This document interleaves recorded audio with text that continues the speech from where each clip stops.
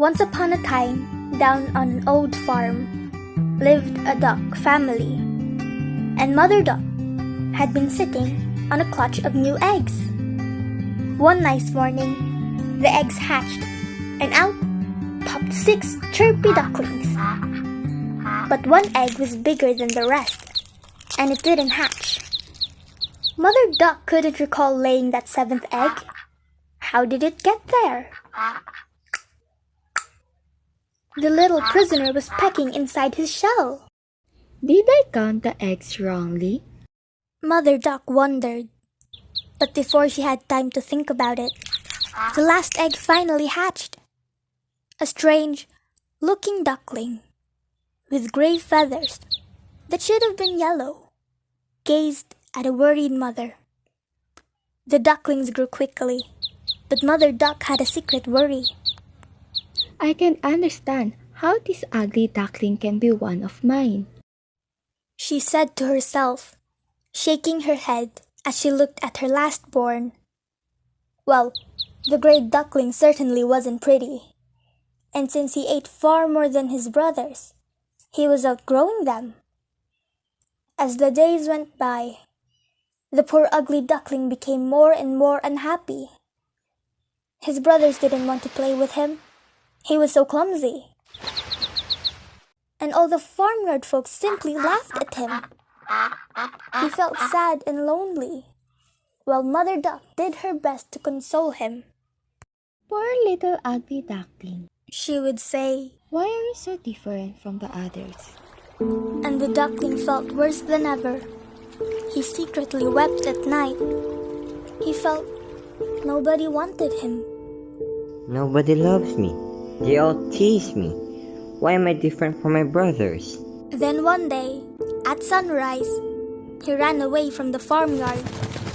He stopped at a pond and began to question all the other birds. Do you know of any duckling with gray feathers like mine?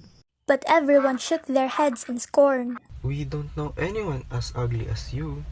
The ugly duckling did not lose heart, however, and kept on making inquiries.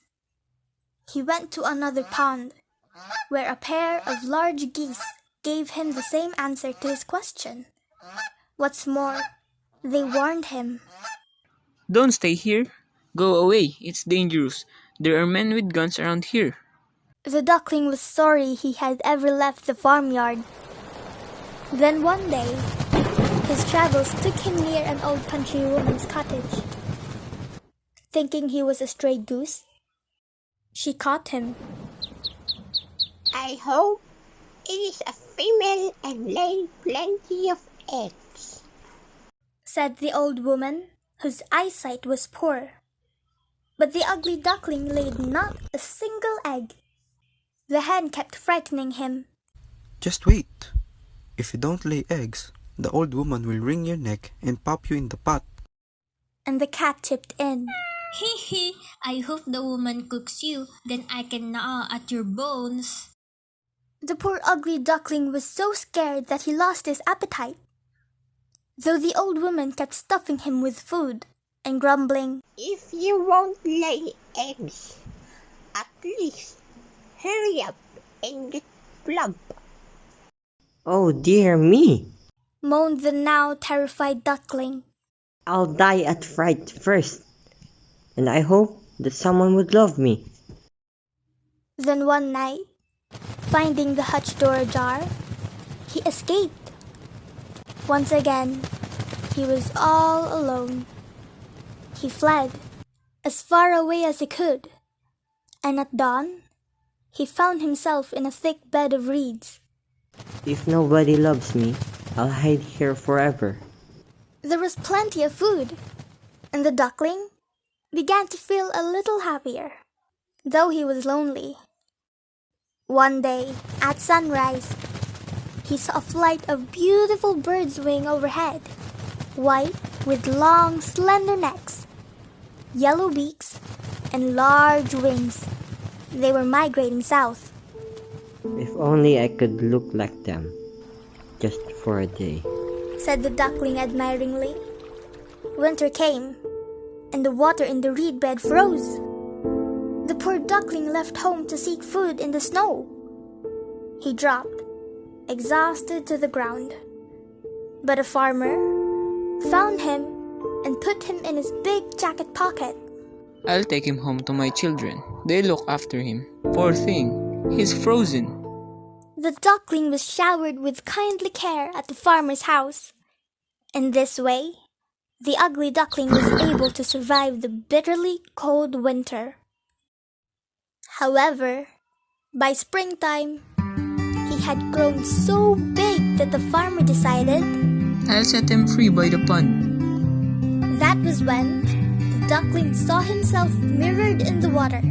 Goodness, how I've changed. I hardly recognize myself. The flight of swans winged north again and glided onto the pond. When the duckling saw them, he realized he was one of their kind and soon made friends. We're swans like you. They said warmly. Where have you been hiding? It's a long story.